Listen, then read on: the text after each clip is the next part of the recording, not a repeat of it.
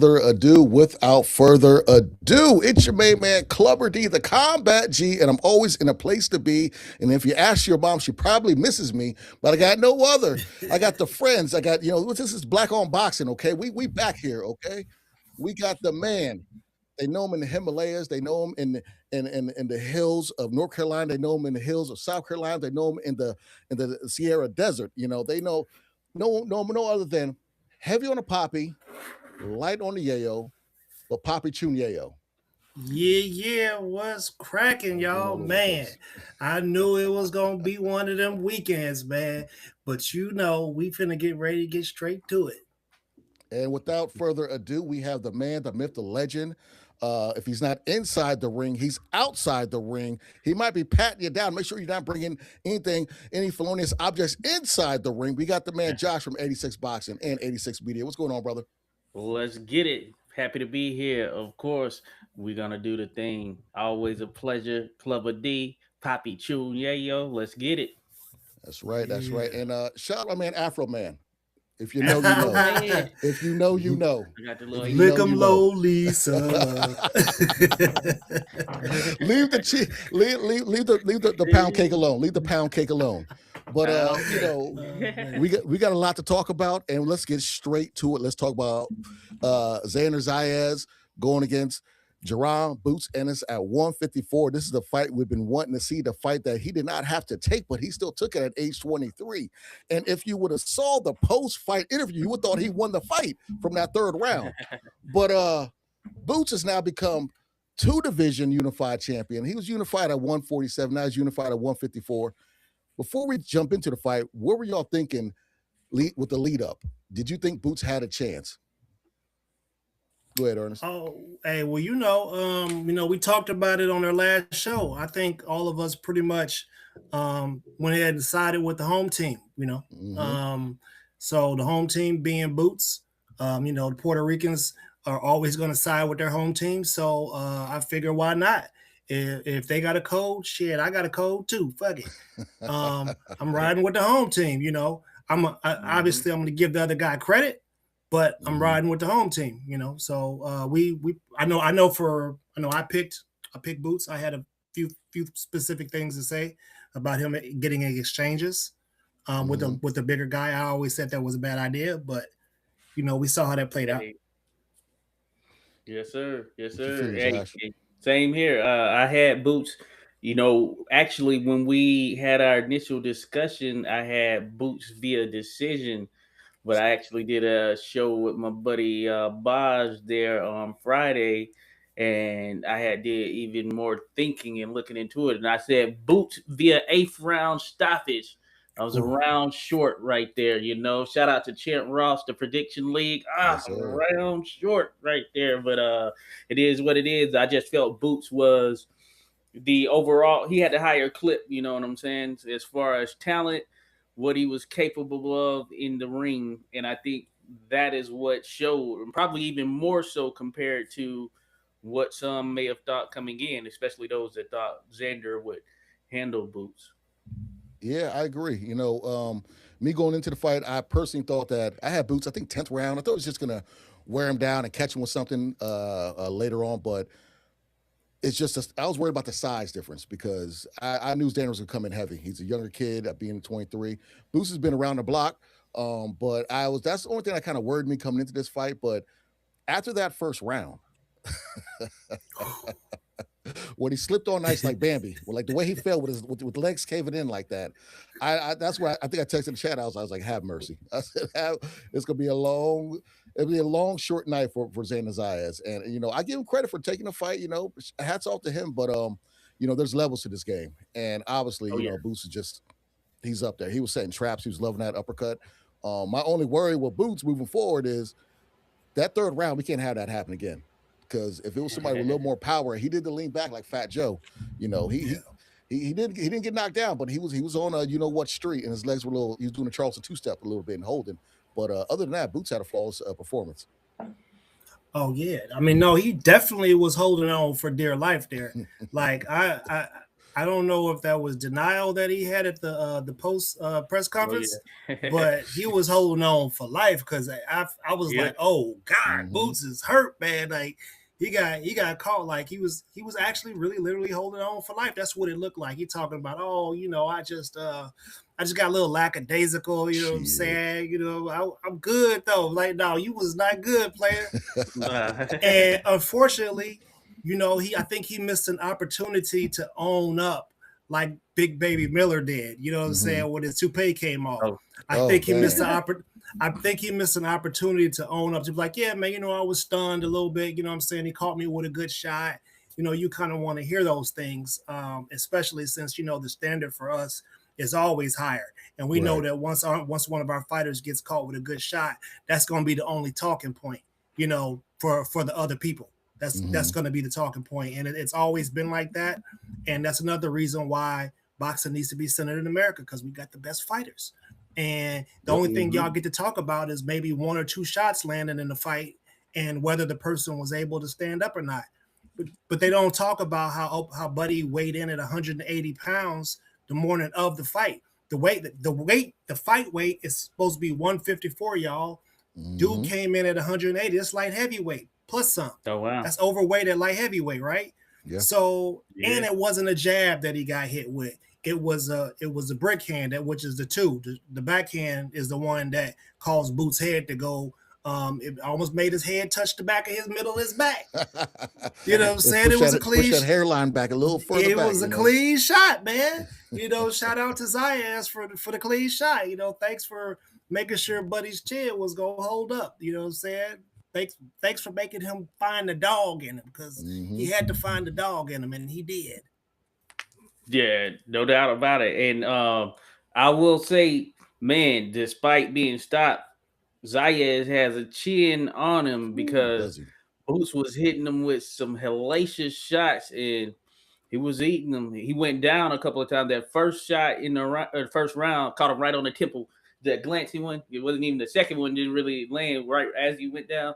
But it caught him on the temple. You see, him went down right there. But then that uppercut Boots caught him with. Whoo! I think many people would have been taken out with that right there, and that's what we were talking about coming in, because he did that against the last. Boots did that against the last dude coming in, because he Mm-hmm. stepped in there Lima. and wow, Boots came in one of them little joints right there, almost bolo style, somewhat just out of nowhere. And I gotta give it to Xander. I didn't think he was gonna get up from that one right there, and that thing landed flush too. That was probably the biggest punch out of the entire fight right there. Mm-hmm.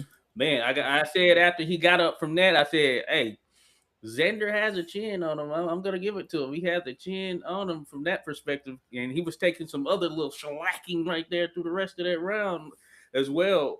But ultimately, Boots, man, I just think he was a little too much, and I think that is the case for anyone at 154 outside of maybe Sebastian Fedora, because that's just a different style to deal with. That's gonna be tough. You know what I'm saying? In terms of just that length and all of that stuff. But based on the way Boots performed, yeah, man, I think he has the goods and everything. But I agree with you as far as some of the shots he took. I thought he was hurt there in that third round as well. And I was like, oh my, like, oh, is Xander gonna stop him? Oh, hold up, what the heck It is was going it on was right it here? was it was, it was You know what becoming I'm like one of saying? those seesaw battles. And if you look Yeah, at yeah, Boots' eyes when he was holding, it was kind of like that drunk friend when the bouncer was about to take him out and he's just looking yeah, like this, like his eyes were just out of it. But he kept his composure, yeah, and yeah, yeah. I thought he was going to go down and be like, oh, here we go, winning these seesaw battles, and Whew. it like kind of Hey, like Trinidad going against Fernando Vargas, when the oh yeah, young yeah. pup ran a bunch of times. But I'm with you on that one. But yeah, it was definitely one of those peg dispenser moments, because this stuff was, you know, for the youngins that don't know what a peg dispenser is, Google it. You know what I'm saying? But it was Oh, definitely one of those situations right there. Yes, And it's yeah, I hear what you were saying as well there, Poppy. In terms of how Boots reacted to it in the aftermath there in the post fight hmm press conference. I think he was legitimately hurt. And then Eddie Hearn, what he was saying, I do think Boots has a chin as well, because those were some big shots that he took. And I agree with Eddie in that regard. He said, hey, he has a good chin. You know what I'm saying? Because hey, someone else might have went down from some of those shots that he was taking right there in that third round specifically that I think about. And Boots does also have that thing sort of like Canelo where he turns with some of the shots, so that adds more of an effect to it as well. So I think that factors in. But that being said, I do think that ultimately, man, Boots just showed he was a level above, and Xander can build from this. He's Mm-hmm. 23, and he's big, solid in there, like you said. Put on that extra weight. Yeah, he was solid, and you could see it.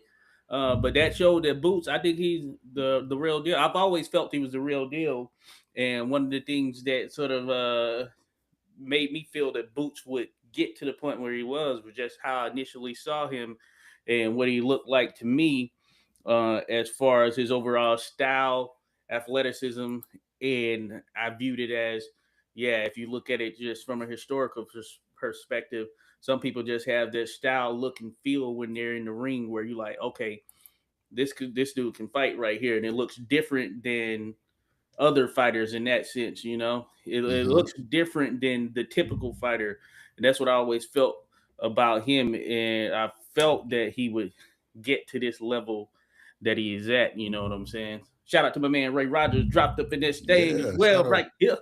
We got Ray. We got a good question from was it Doughboy Boyego? Yeah, no, I it's probably gonna be Kelly because Kelly's a matchroom fighter, and Yeah. Fun Doors be next. I'm about to get to this next person who shot the Doughboy, and I don't know how you say his name. Any day bar, whatever it is. I highly disagree with that. Virgil's arms aren't as long and doesn't have as good as feet as Xander Zayas has, so I doubt that's going to happen with Boots. So I think Virgil should fight. He should fight. Whatchamacallit? Yeah, I mean, Fundora. bro, like we ain't 24 hours away out from the fight, and you already got people. You know what I'm saying? So let's go ahead and address it real quick. First of all, a lot of Puerto Ricans, and we ain't got like Puerto Ricans. Y'all supposed to be on our team, right? But a lot of y'all voted for Trump. You know what I mean? So we're just gonna keep it real, right? Bro, I noticed something during that fight card. There was a guy, I think his name was Rodriguez. Mm-hmm. He was fighting a young boy, man. Dude, buddy is 12-11. Young boy was like 10-0, undefeated, right? Man, when the 12-11 dude was getting a couple shots off, the whole place was erupting. All the Puerto Ricans was just cheering for him. It was like they was just there to cheer against anybody that was not black. They was there to support anything that was not black, right? But when them lights came on after that belt to ass, boy, them motherfuckers scattered like roaches. They was at Fat Joe's after party. No. You gotta be. They done dipped off. But no, listen, man, and we ain't gonna do y'all like we did the Canelo fans, because we're gonna give y'all the opportunity to come on back to the good side, right? Hey. Just New Yorkers, if you was born in America, you were American. I don't know if nobody knew American. You are American if you was born in America. All right. Tell him, yo. No, tell him. Yeah, but no, just to get to it though, man. You know what I'm saying? Y'all was talking about Boots got to shave his beard off so we can see that shit. So I mean, dang, Xander Zayas looked like Sonic the Hedgehog. They should have made him trim some of that fat off the sides and the top he had. You know what I mean? But he was getting ready to round up and shoot around the ring, the roll around. he got the rings knocked out of him. He did. Every last one of them came up out of him. And let's not talk about his oversized dartboard head. You know what I'm saying? He got the dartboard head for people who are nearsighted. You know, he suffers from the band Rodriguez. He suffers from the band Rodriguez. Hit from any number from anywhere, because that dartboard was big, boy. I had never seen nobody get hit flush with a 5-piece combo like that in my life. Mm-hmm. We saw the first round when Boots was flickering that left out, and he was going back already. I said, "Oh boy, it's gonna be a long fight." And set him down in the first. Y'all know I got paid from that too, right? I bet. See, I be on some prognostication type shit. I bet first round and 7th round knockdown, baby. Make me show the receipts. That's some good money. That's good. Don't make me show the receipts, boy. You feel me? And I'm with Dope No, on but this. He ain't done nothing to deserve a fight. Ortiz has done nothing to deserve a fight. I mean, they always they real quick to bring it up. Listen, man, it was disrespectful. Boots went down to Dallas. He did the fight. You know what I'm saying? He got in the ring with Ortiz, and then all of a sudden, there was nothing. Like, who wastes the opportunity like that? You know what I mean? Like, that opportunity, they should have had that. They should have had the fight at 147. They definitely should have had the fight at 154. I feel like they're trying to don't marinate nothing. You know, let them go ahead and fight. If it's a great fight, they could do it 3 times. Yeah. Now let's just get it out the way. Now Virgil, he had issues at 147 with weight. You know what I'm saying? I think that derailed things as well. And then here at 154, I do like his win over Madrimov. I think that's a damn good win because Madrimov is a good boxer. That being said, this is a boost for Boots right here in terms of who is the fighter that people regard more or has more of the sort of fanfare. That's an interesting one right there, right? I feel like it's Boots, and certainly this is going to boost that, so that changes the dynamic, and I think that's kind of what Eddie was alluding to in the post-fight press conference. You know what I'm saying? That okay, we just seen Boots here. I don't know how many people were there in Brooklyn with him and Zayas, but it looked like a lot of people were there. 16,000. Yeah, bro, that thing was full to death. And check this out. It wasn't just Puerto Rican fans there for Zayas, because I heard them saying "boo, boo, boo," you know, that type stuff going on as well. So the Philly people showed up as well, and Boots he put I know it was over 10,000 in the I don't know if it's Prudential Center. Is that what's in Philly? Yeah. No, he had close to 15,000. I was there for that. Okay, you were fought there twice because Bam was he can do numbers on the card, win the card. So he is that guy, you know, that is kind of set up there. At Virgil, he did have a fight where he headlined Dickey, in Texas, Arlington Cowboy Stadium.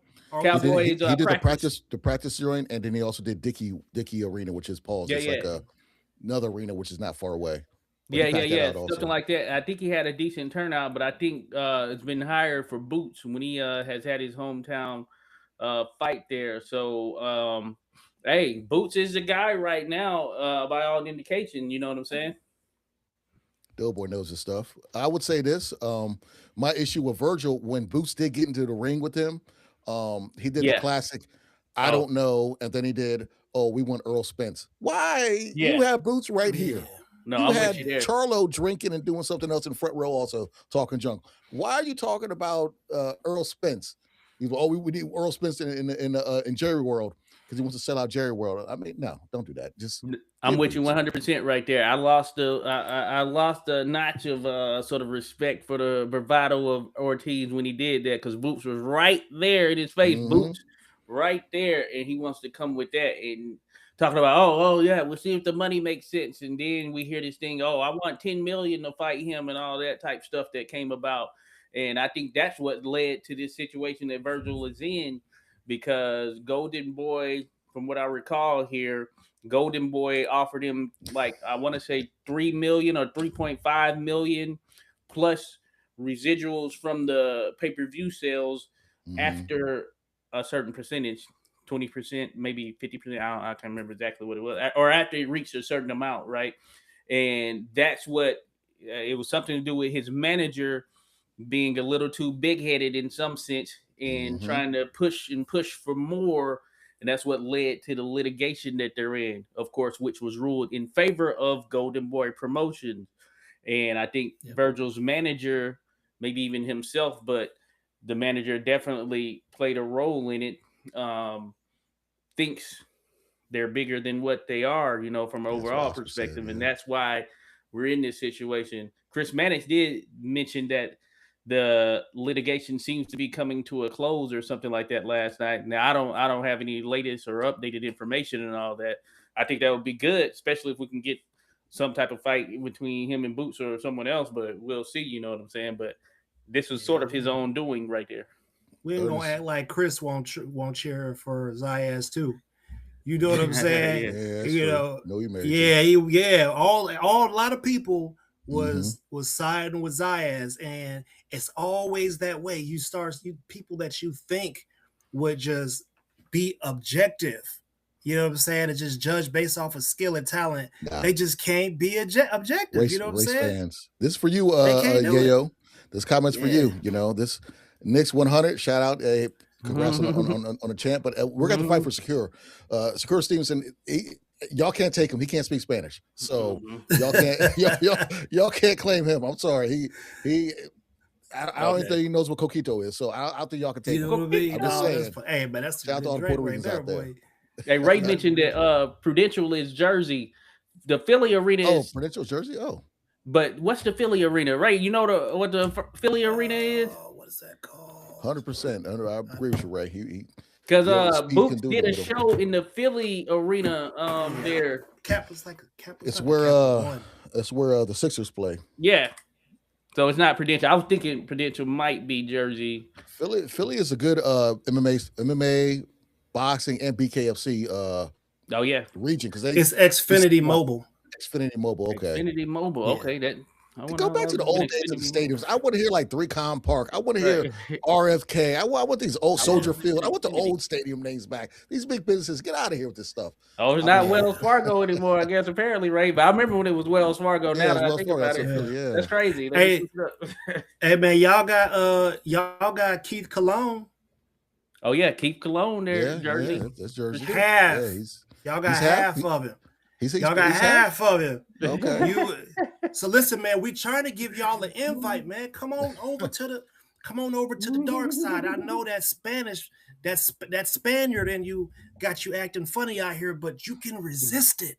Man, get you some holy water and dabble it all over. They got a Blalo darkest me they hide. They got a Blalo darkest me they hide. I know you like seasoned food. You know what I mean? I know you love your food seasoned. You see all these people from the World Cup, they over here talking about our food, bro. You know what I mean? Because we got some good food. Come on over and get some of this seasoned food we got. And if that's not enough, we can still take the belt off. It was fun. It wasn't. I don't think it was one of those things where he represented his people, and he's like, this was a win-win for Xander Zayas. It's a win for him stepping up in competition. He, like Boots said, he didn't have to fight him. He was leaving the weight class anyway, so and he showed heart. That's one thing I'll say. That man showed heart. He didn't quit the corner doing the towel because they want to take a beating like that. So I think this was it was a good performance for him as far as if you're gonna lose, this is the way to lose, and there's no negativity towards Xander Zayas. I'm glad he made this fight, and I'm glad Boots stepped up and showed everybody that I should be on pound for pound. Go ahead. Go ahead. I got a little bit of pushback on the pound for pound thing. I don't 100% agree. I don't think this fight was the fight to say, hey, look, he's on the pound for pound list based off of the person that he beat. I think the mainstream media would have made more of a case for Xander to be on the pound for pound for beating Boots versus Boots to be on the pound for pound for beating Xander. I think that they would have made more of a thing for that. And again, both of these guys, this was their first real fight, both of them, right? And wasn't bad. Yeah, we can't. They didn't pacify this whole thing. They didn't said it enough to where we told him not to take this fight right now. They put in a pre-excuse game so that when what happened, with padding the landing. That ain't got nothing to do with Xander. That ain't got nothing to do with Boots. That has everything to do with the marketing campaign that they had, right? Shout out to Xander for giving Boots full credit. Yeah. Shout out to you, man. You know what I'm saying? That's something that needs to be done more. The sportsmanship that you showed, the way that y'all both answer questions, we love that for the sport. I love that. And I think more people should definitely do that. You know what I'm saying? And for you race fans out there, don't you worry. We giving out proverbs with each and every whip of the belt. Thou shalt not discriminate against the black style. Thou shalt not say that if I get hit one time, I lost. Thou shalt not gain notoriety for losing to a black fighter. We handing out proverbs, baby. You know what I'm saying? Y'all keep playing with us. And he stayed in the pocket, so yeah, keep playing with move. us. Hey. Yeah, he did what Shakur did. Mm-hmm. What he absolutely should not have done. That fight should have been an easy fight. Jab, jab, jab, slip around to the side. Oh, we did call that switch stance uppercut. We talked about that in the last in our last thing. Yep. We call that a switch stance uppercut, and it happens more frequently than not. You know, who else is doing that? Who else is throwing that punch? I don't know nobody. Yeah, who else is? You know, the boys too. Hey, he's throwing it better than. Yeah, he's the best throwing it right now from what I see. And Boots, man, you start listening to your pops, man. He know what he talking about. I know you got it. I know y'all got a communication thing, but you need to listen to your pops. He's always looking over there saying, I got it. Yeah. No, you don't. Yeah, you don't. Yeah. That was a comfort thing. He got popped and know he got popped. And then he went over to look at, hey, Pops, I'm good. Yeah, you ain't good, brother. You holding on for dear life. Hey, one other thing about that. I just want to say it real quick. If Boots was in the same situation that Xander was in, where he was pretty much dead on his feet, they would have stopped that fight. That fight would have been stopped. I promise you, it would have been stopped. Xander was afforded some grace. Yeah, he was taking a beating, and kind of like what Ray just said. You know, it was going to get stopped regardless because they saw what was happening, and he's too young to be taking this beating like this because they know he has a whole career ahead of him. Not like he's 10 years old or anything like that, but at age 23, I think it was a good stoppage. Yeah, I was for it. You know, it was a great stoppage. I wanted to scroll up a little bit and look at one of the comments, and thanks for everybody for commenting. Shout out to Ray and Doughboy and Nick's 100. Appreciate y'all jumping in like that. Yes, they were going to do a catch weight with Haney before he fought Norman, but Boots didn't want to fight at 152, I believe. So, and Haney and his dad were there. I don't know what's going on with Haney. We'll discuss the Gervonta versus Haney stuff later on. But that'd be an interesting fight if they did fight. If Boots fought Haney, I would like to see what's he going to do with Haney's jab and clinching, because I'm a big Haney fan. What weight class? Exactly. Haney can't get a fight at 147. Nobody wants to fight him. You know, Keyshawn's worried about Big Bro. Big Bro doesn't want to take money from Little Bro, me and Shakur and Keyshawn. And then you got Gervonta chirping as if he's going to move up to 147 when we all know that's not going to happen. Nobody really wants to fight Devin Haney right now. And as all the Devin Haney haters out there, what do you have to say to that? Because he wants to fight Ryan, but Ryan doesn't want to do the drug testing. He wanted to fight Rolly, but they couldn't get the money right. What is there? What else is he supposed to do?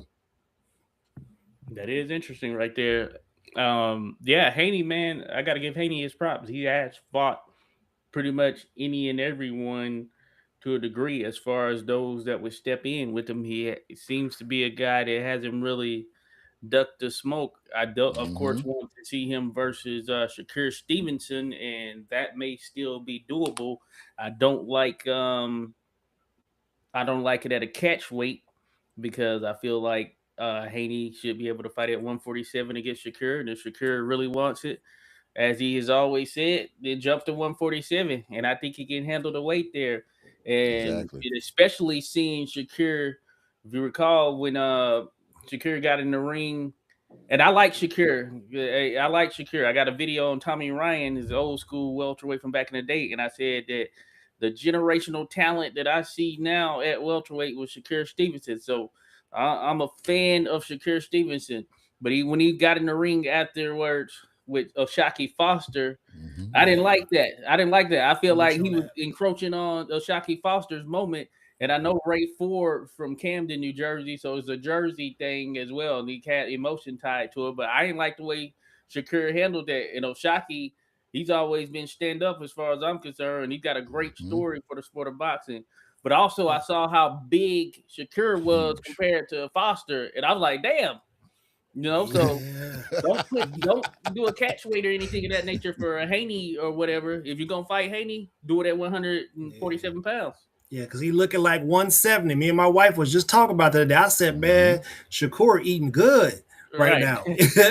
He must be getting steak and Mofongo, lobsters every day. pinto, he Eating all that good good. stuff. Tostones, he eating all that. Oh man, Yeah, he I got a good. question though. Since Xander probably came in at let's say he came in at 180, right there. Mm. So like you said, Yayo, about him being light heavyweight. So do we put the weight bully, name to him, kind of like how they Oh, did you have Haney all the to. time? Because Haney, they You- call Haney a big weight bully. You So have to. are we going to because be that was 100 the with this, narrative. or are we just going to pick and choose who's a Toro Gotti, rest in peace, and who's not a Toro Gotti? That was the narrative. The narrative was, oh, Boots is a weight bully, blah, blah, blah, blah. And he's picking on these little 147 pounders his whole career.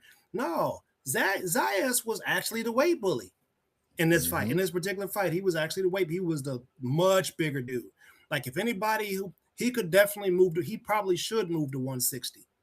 Yeah, for sure. I think he'll be all right at 160, to be honest. That He'll be division's all right wide there. open too. Yeah, He'll be all right at 160.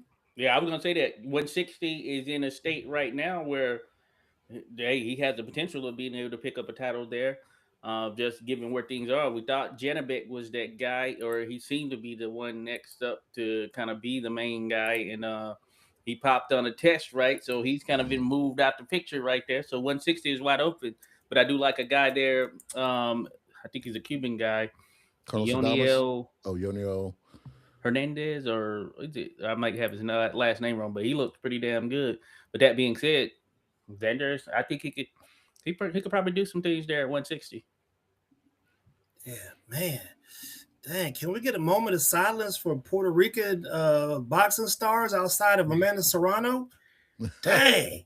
I Well, mean, hey, Oscar Collazo still out there. Oh, Oscar Collazo. Oh, that's a Collazo's bad still there. boy. Yeah, Yeah, Collazo's still there. Collazo's a bad boy, He's still there man. hanging out. I mean, Berlanga was supposed to be it. They fed him. They fed him a bunch of. He's part of that New Eurekan though. He's part of that New Eurekan kind of Puerto Rican. Spam and cheese sandwiches. New money, right? I gotta stop feeding these boys spam, man. I heard him got no nutritional value. I heard him rap. You stupid. I heard Berlanga rapping. I heard him struggle bars. I was like, man, stick to punching. Stick to punching. Don't. Right. Oh yeah. Oh, I ain't heard this. It's crazy. Oh yeah, Berlanga raps, and it's kind of like when Serena Williams started rapping. She was like, "I put you up top, root for." I was like, "Oh Lord." This bogus ass ad libs. Somebody else. I like Hitchison for Haney, boy, for Ray Rogers. That's just not bad. That's not a bad. Yeah. Hey y'all. I need the people out here not to fall for the banana in the tailpipe trick, right? Listen, one thing we've learned over time and history is that you cannot trust people from the UK. Eddie Hearn is promoting his boy who is cosplaying Black American people, right? Y'all ain't see the play, but he's cosplaying us, you know what I mean? And when you listen to him, you're like, man, that dude sound kind of corny, right? It's because they ain't got no identity, fam. They're cosplaying us. He's using boot style for the most part. You know what I mean? Yeah. Okay. I know. Yeah, he got some Jamaican heritage, so the sauce is all the way switched on with him. That part of the gene structure is on, but he's still cosplaying. You understand what I'm saying? Yes. And then you got Vargas as the co-main event, bro. Feed him to Gary Antoine Russell. See what happened. We talked about that the last time. I said, remember the picture Feed him to him. I showed the picture of there. That'd be tough right there. I don't mind him also, but here's the thing: when Top Rank came over to the zone, and I got to find that picture. But if you look at the promo picture on the zone, you got Vargas in the front as the main fighter, and then you got champions behind him. And I'm crazy. Like, what? Yep. I got to find that picture. Bear with me. Yeah, that's interesting right there. No, I think Emiliano is the best of the brothers or whatever. But yeah, that is interesting that he was the co-main right there. And Gary Antoine Russell, I don't think he wants those problems right there. I can tell you firsthand, I don't think he wants the problems, right? Yeah. It comes with a level of pedigree that, despite Vargas being from a boxing family, it's from a boxing family that has a higher clip right there. You know what I'm saying? Yeah. So I think that that'll be tough for him right there. But storyline writes itself. That storyline writes itself. Come on, man, y'all, because what y'all doing out here ain't right, man. It's like a bogus tournament where you got the championship team playing the 8th worst team. Like it's you know what I'm saying? You basically got to buy, and you out here talking this cash money, and then your fans out here acting like they don't know how the sport work. You know what I mean? And then we got to take that belt off and remind them every time. Yeah. No, you see them using our lingo. They're gonna be doing BTA. Like as soon as to be like, that's cap. What? I was like, what did you talk about? What? You're doing BTA now. What are you talking about? No, man. But look, listen, man. That card. Listen, the fights on that card. Come, man, Popeye, man. You had a cold fit. My wife was like, "Dang, that Popeye dude got a dope fit on." Yeah. I was like, "Yo, he got Louis Vuitton supporting him and all that stuff." I was like, "Damn," but he got starched. Yeah, bad. Like, oh, that was nasty. Yeah, he got starched, nasty, bro. Like, I saw some of those. I mean, should we give him credit for that? Because the first knockdown was definitely behind the head. You know what I'm saying? He got it. Side of the head. Yeah, he got his batter area. Yeah, I mean, I don't think he was right after that. Yeah. You know, he had to be dizzy. You got bopped in the back of the nugget like that, bro. Yeah. Like that was a heavy punch. I prefer fighters go out on their shield, personally, but I understand you want to protect the fighter. But it's not like he was getting butt. It was only the second round. I'm saying this as a jealous point of view because I picked third round stoppage. But regardless, I'm with you on that one. You cannot stop a fight when they're kind of halfway coherent, especially if a fighter that's used to being in scraps like that. You know, this is Ben Whitaker's time to put on a show to show America, hey, I'm not fighting Johnny McDutton over there overseas or whatnot. I'm fighting a real fighter. Right, you guys, you know, put up for me. And, you know, I thought that was kind of like a way to go. And top 5 worst tattoo I've ever seen on a chest. That's all I got. Oh man, you ain't lying about that. What is that? Man, what was he thinking, man? He's been ill-advised. Somebody need to holler at buddy. Be like, listen, man, why would you do that? I want to know who told him to do that. Like it's like, bruh, what are you? Oh man. Yeah, no, man. But then he's like, hey, you know, bruv. Hey, you know, bruv. You know, I told you it looked good, isn't it? It looked good, isn't it? He leaning on the ropes like Anthony Joshua be leaning on the ropes like that. He leaning on the ropes like, yeah, it was good, isn't it? I told you I was gonna start you. You know, I'm on their site. They changed it. They changed the pictures what it used to be. Okay, they changed it. It was like I have a picture of what it used to look like. I can't make it bigger. Pause. I'm trying to make it where it's sizable. Hey, real quick, I missed some comments there. I guess they're over here on my page. I don't know. I guess they don't show up in the main feed here on YouTube. Shout out to Faye Loves Nature, Hawkeyes. Appreciate you. Said she wanted to stop by and say hello. Rock Chalk family. Shout out to Rock Chalk.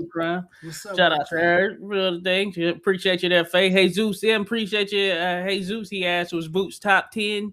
You kind of touched on that there, Ernest. Shout out to Technique as well. Said Boots done the chicken dance.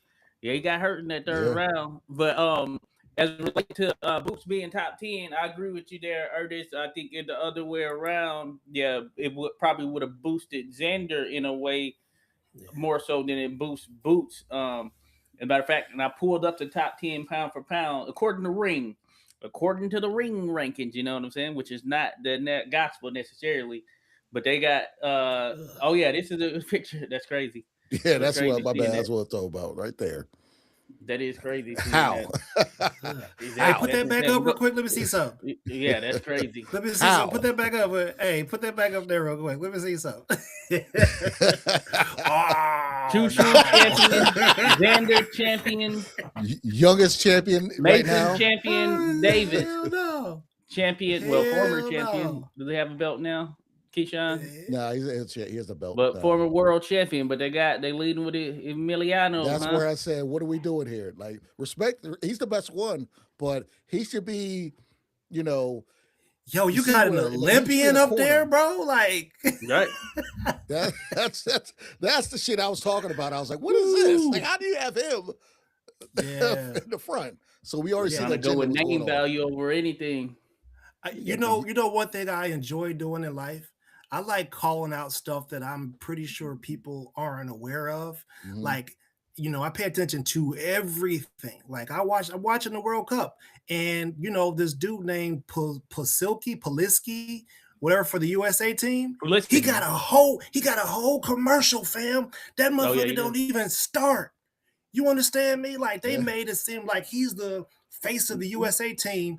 And in the first two games, all them brothers, all them black dudes scored all them goals. And then in the third game, they had pretty much all white front lineup, and they got it got. Oh, yeah, put the You feel backups me? in, Missing yeah. shots, none of that stuff. When you want to win, put us in. Trademark it, baby. You know what I'm You want to win, saying? put us in. I If like you want to that. win, put us in. Let Hey, us in hey. skiing. Let us in everything. We winners, bro. Whatever I see, like Italy, France, or one of them countries over there, and when I see them brothers dark as purple, and I'm like, wait a minute, wait a minute. Y'all are What Michael not Blackson say? from there. Michael Blackson say somebody said I look like under the bed. It's kind of like how we talked about in certain boxing organizations where they have a farm of people from another. Baseball does this. You get some some people from an island that Yeah. they might need money and they're good at sport. Pluck them at a young age and say, come over here and do what you got to do. That we're not going to name names, but we know what we're talking about. I know exactly who you're talking about because I talked about this before. All that human trafficking they got. Like, why you gotta go smuggle a nigga out of Cuba when you got motherfuckers right down the street? Just show them how to hit a ball. It's over after that. Gary Sheffield said it's a long time ago. He said it's gonna turn that way because you can't control brothers. You can't control. Yeah, you got anything. Man, a nigga I don't know will if hit he the Michael signed, Jackson Ray. I don't know if he spin signed. and hit a home run and do the Dougie all the way around the base. You know what I'm saying? They don't want that, man. Hey, Ray, I don't know if Shakur or Haney is signed to Zuffa. I know they were in the room. Checking the card. Exactly. Like, I don't. Yeah.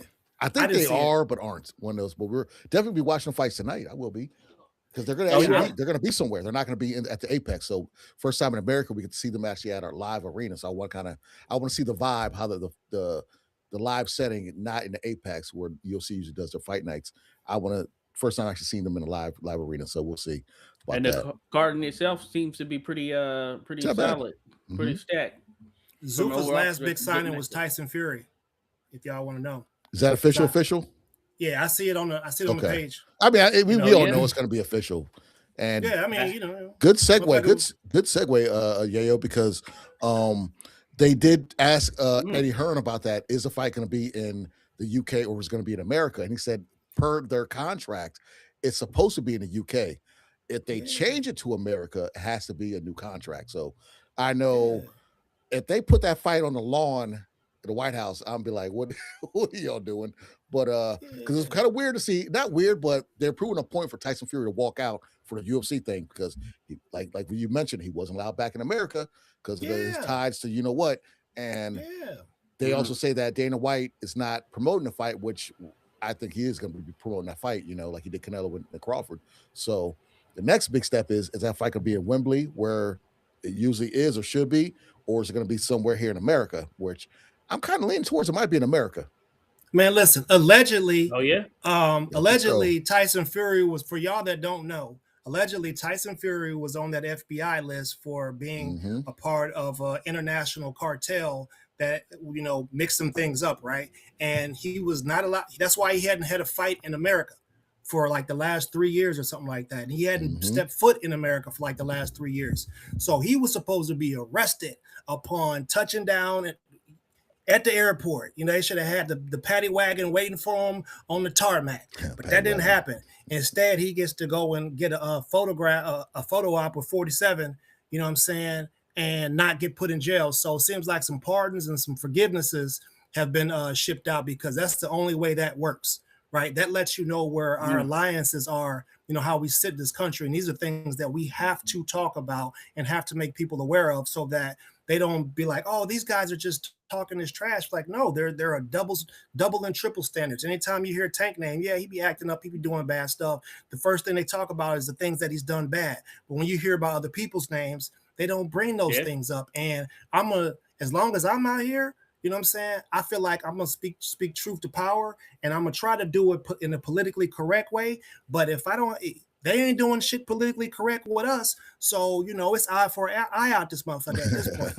I'm serious, man. I just want to call it like it is, and still be supportive of the sport. But listen, man, you can't be having international criminals, on the White House lawn getting photo ops, talking about setting up $100 million boxing fight. How are you? What? I'll say this. Just anyone just Google what hat he had on, what his hat said, and Bud was out there, and Bud has connections to that, unfortunately, to that individual allegedly that we're talking about. So Bud, he has a job now. If y'all didn't see, Bud's on like the Zone. I think he's like a fight analyst or doing something. Oh yeah. Mm-hmm. I don't know if it's with Super or the Zone, but Bud definitely has got hired doing something of that nature. And he did the double back and finish up on Boots Ennis. We all saw the tweets that Bud did about the Ennis and his fight, and I know what he's talking about. You fight reckless like that with Bud, it's not going to be. It ain't going to end. Oh no, I think Bud would handle him for sure in that regard. Because we're fair people. Yeah. We are fair people. We know we think we know what will happen. You know what I'm saying? But y'all motherfuckers cheated us, man. Y'all should have made that fight. That's what I'm talking about. Don't come back and talk about what you would do and how you would have do it. You should have made the fight. The opportunity was there. Boots was talking about you on the radio with Gilly and them. You know what I'm saying? You called into the show and you checked them. Make the fight. But he tried. He tried, but they said they didn't want to do it at the time. Boots and them didn't want to do it. Just like when Boots wanted to fight Virgil Ortiz, and they said, "Oh no, not now. We'll do it later." This was early in their career, and then when they got face to face, it's, you know what? I kind of want to do Earl Spence. I'm like, what? What are we talking about? No. Fight him. Doesn't that force us to address the ducking? Because they actually openly admitted that they didn't want Xander to fight Boots. That's duck. That got duck rolled all over it. And it may not, it's not the fighter's fault. It's the people that's handling them. They say, hey, man, listen, man, we don't want this for you. We don't want this for you. Fondor and Bud. Fondor wanted him, but the PBC and his handlers said, "No, we're not doing that." That's why he faked that injury, and Bud got to fight for the WBO, I believe. Was it with WBO or WBC? I think it was WBC at 154. One of the belts, but he won in Fondor. But Fondor, they said he had that whatever injury that kind of went away. So. Hey, let's cause some trouble. Hey, we want to see Boots and Ortiz fight. I mean, Xander and Ortiz fight. We want that Mexican Puerto Rican battle. I love to see that. I promise you, I'm getting ready to get up for the side with somebody I ain't supposed to. Hold up. I got somebody here on my channel, Zipline something.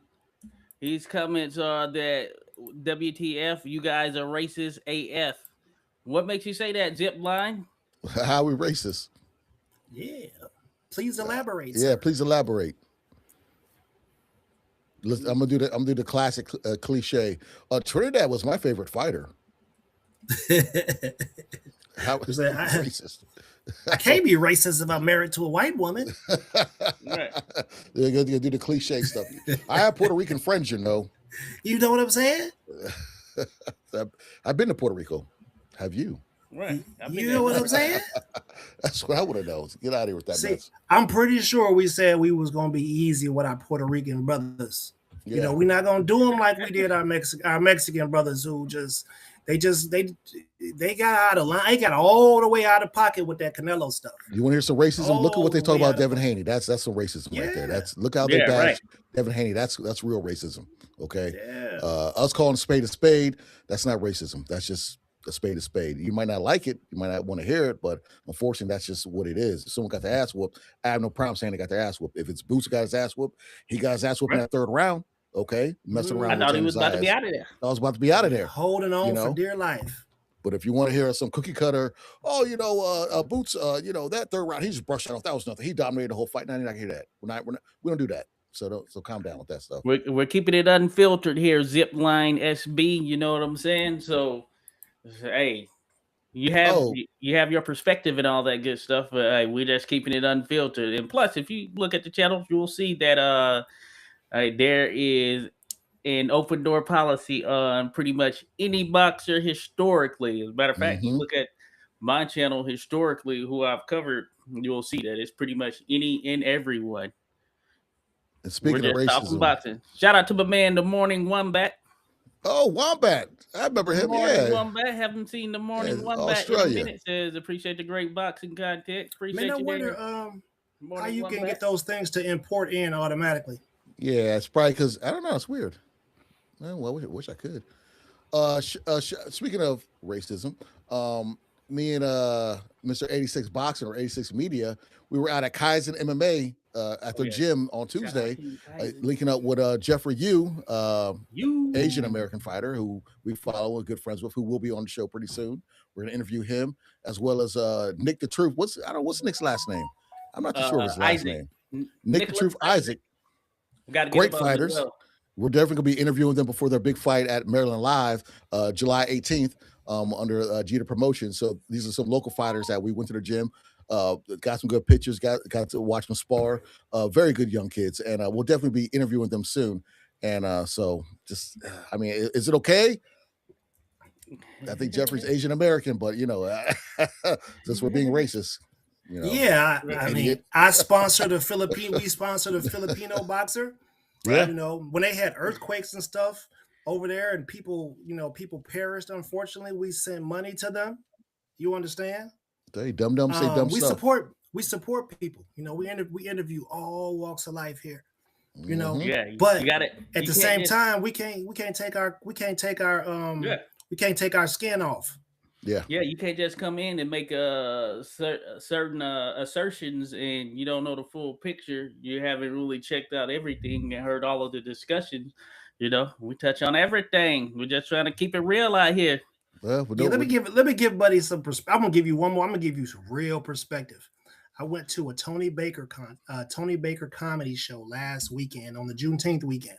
Mm-hmm. Right, I am married to a white woman. For those of you who don't know.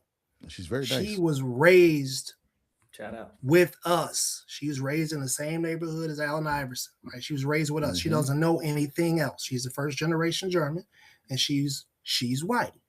A particular comedian decided that he wanted to single your boy out. And y'all know I got puppets and everything. But when you at a comedy show, everything go, baby. Yo, we there to laugh. Even if you are the target of the joke, you got to find a way to laugh at it and get through it. I mean, I'm going to fire his ass up on the side. Yes, sir. Of course, I'm going to fire him up because if you got to stand on top of a chair to get the glass out of the cupboard, you talking to the wrong one, Playboy. Like, you up there selling merch and shit like that. Like, I could literally reach across the table and get a jab off, and you wouldn't be able to get back to me. If you that short, you got to figure out who you talking to out here. You understand me? But no, so look, but listen, man, when we tell these jokes, when we talk about that stuff, it's just a part of it, man. That's what we do. We joke, we laugh about stuff to stop from crying and stop from being angry enough to go do something stupid. So, jokes come, accept them as they are, keep it pushing. You know what I'm saying? If we say something you don't like, you ain't got to be here. Yeah. Get stepping. Yeah. Hey, I dropped another one from the Morning Wombat. He says, I don't know if you all talked about it already, but I'm tired of people on Twitter saying that Xander is a quitter. Oh, no. I agree with you. I don't think he's a quitter. I think that, man, he went through some hell right there. Him and Boots both. I think that Xander, we were talking about it earlier there, Morning Wombat. Yeah, Xander took some hellacious shots, and I was saying he has a hell of a chin on him. Because especially that second knockdown where he got caught that uppercut, man, I think that would have put a lot of guys out right there. And I think that it showed that, hey, he has a beard on him, no doubt about it. Shannon Sharp, him and Ocho Cinco and I forgot the other person. Is Josh Johnson? Oh yeah, Joe Johnson, Arkansas. Yeah, ex Phoenix Suns. He got cheated when we Arkansas broke his face when we went against the Spurs when we got the Mavericks in the conference finals that year. Anyways, they said Shannon Sharp said it best when he was on bended knee. That that last uppercut when he was on bended knee, that showed you something. And Yeah. for someone to say he's a quitter, obviously is either has never sparred or got hit or seen boxing before. Quitting is totally different from that. His corner came in and said, "Hey, let's throw the towel. Let's stop this." He didn't quit. The kid has a lot of heart. So and like we said in the beginning, and Boots even said this, he did not have to take this fight. He could have fought lesser opposition or just moved up. So no. And hats off. never was Xander looking for a way out. You know what I'm saying? Yeah. What that was preserving his career.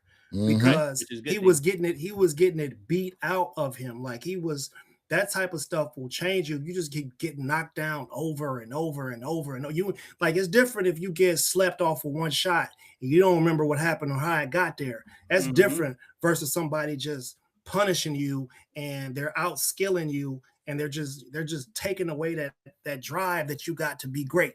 You know what I'm saying? Like in a way, he saved Puerto Rico. You know what I mean? Yeah. Like they say, like, listen, man, we still need this guy. Still has the ability to be a star. Let's find a way to remarket him. You know what I'm saying? Let's recycle him and get him back to good. And they're gonna be able to do that. 160 is wide open for him. Wide open. They're gonna be able to do that. Yeah, and I think as I mentioned, he can legitimately make some moves up there. We think about the major belts. There's 4 of them. I think he can do some things there at 160.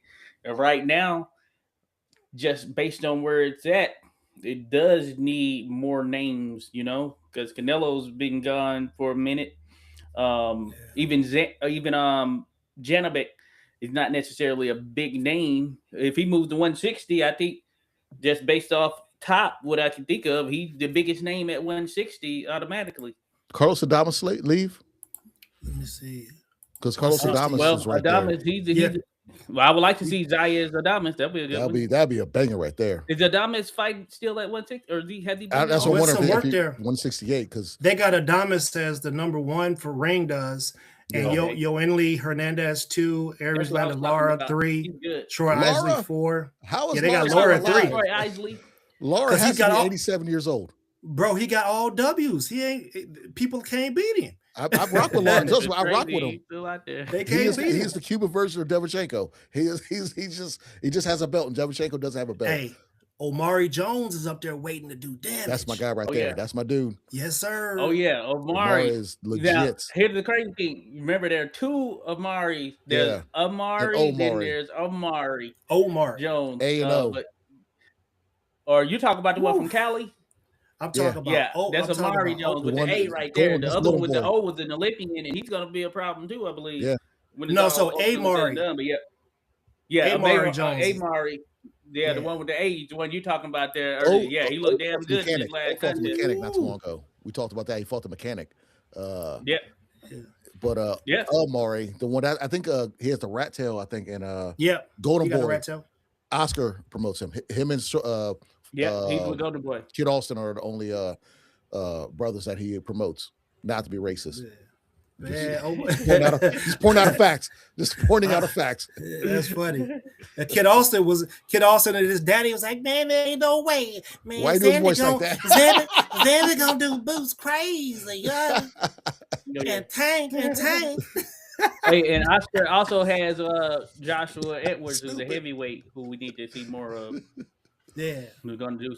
I think he got the potential to make some major moves. Joshua Edwards, right now, I was talking about this with some others. The American heavyweight scene, we don't really. Well, Deontay Wilder is on his back end, of course.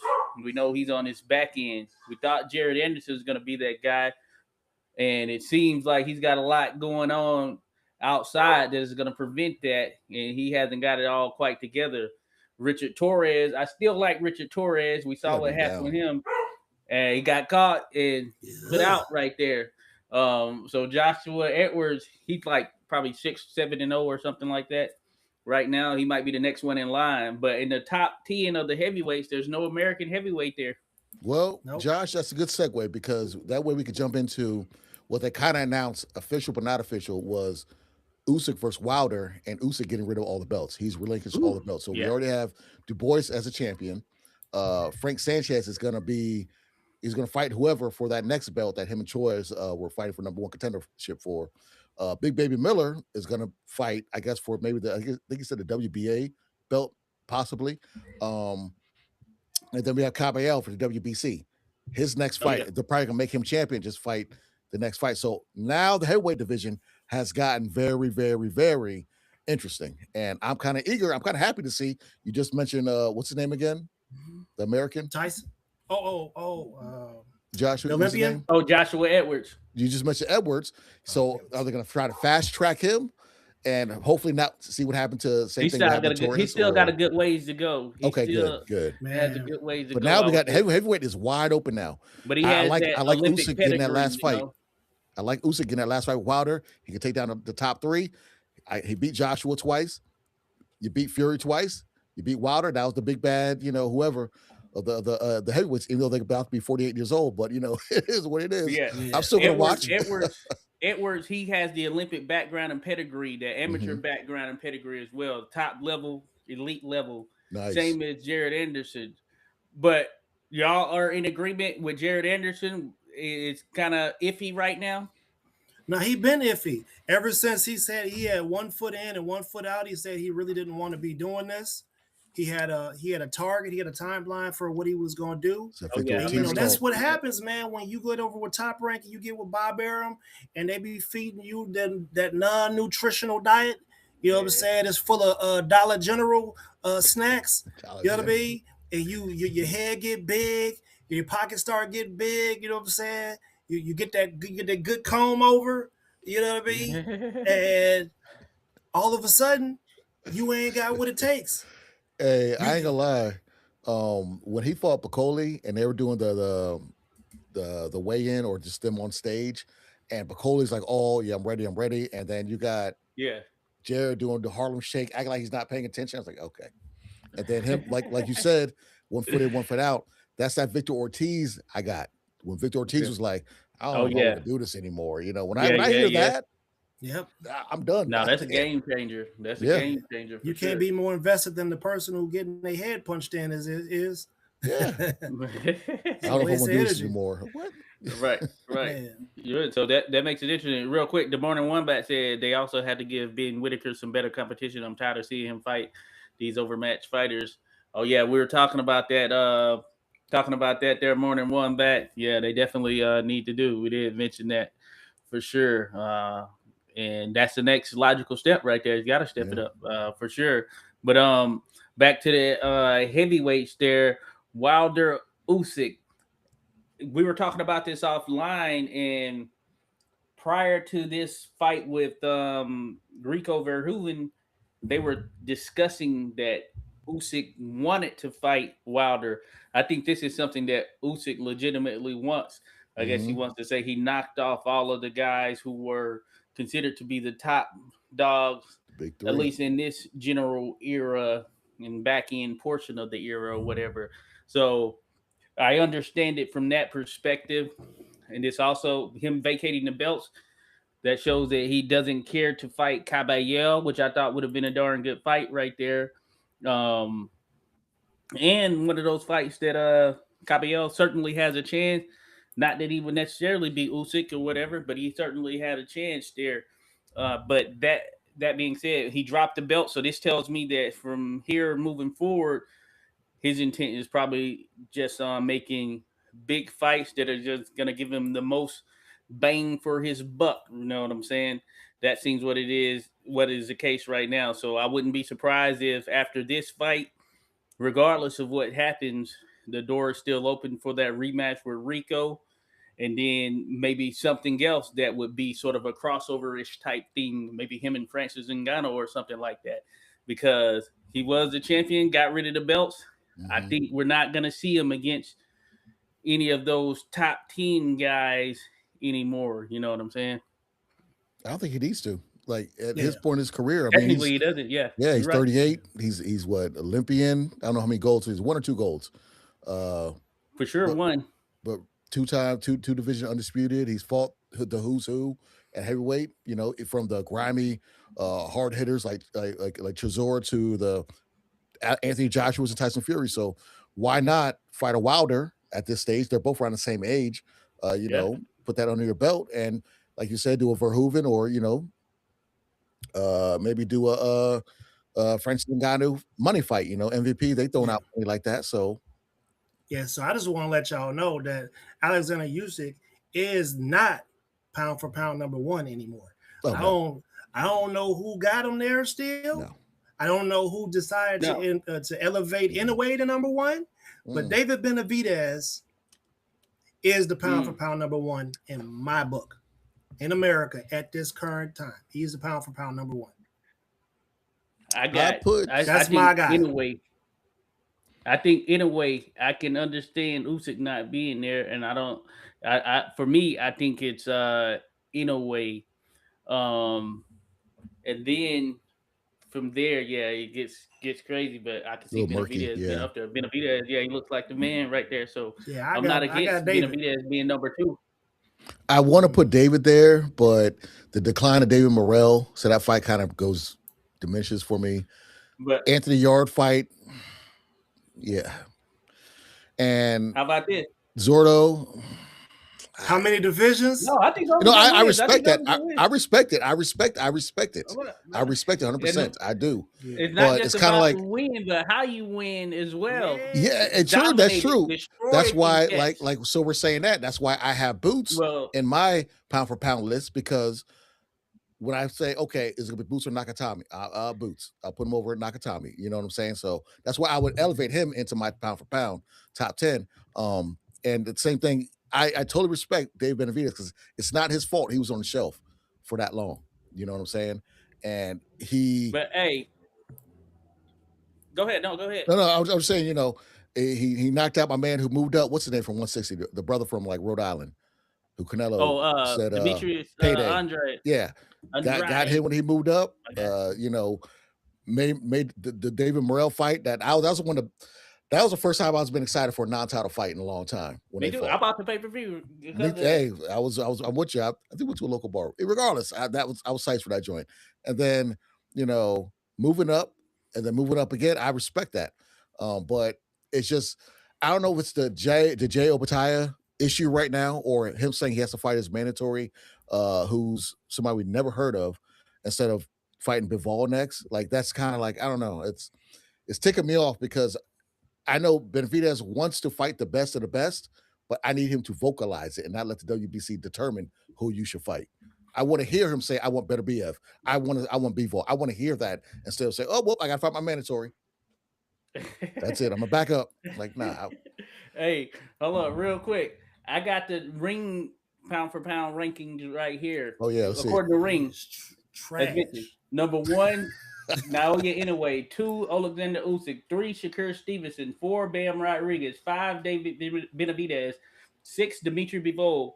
7, Junto Nakatani. 8, Devin Haney. 9, Oscar Collazo. And 10, Emmanuel Navarrete. Now, I will say that Better BF, he's not on there because of the fact that he has been out for over a year, so therefore they pushed him out the rankings. But I think that he would be there if he were not inactive at this stage or whatever. What y'all think right there?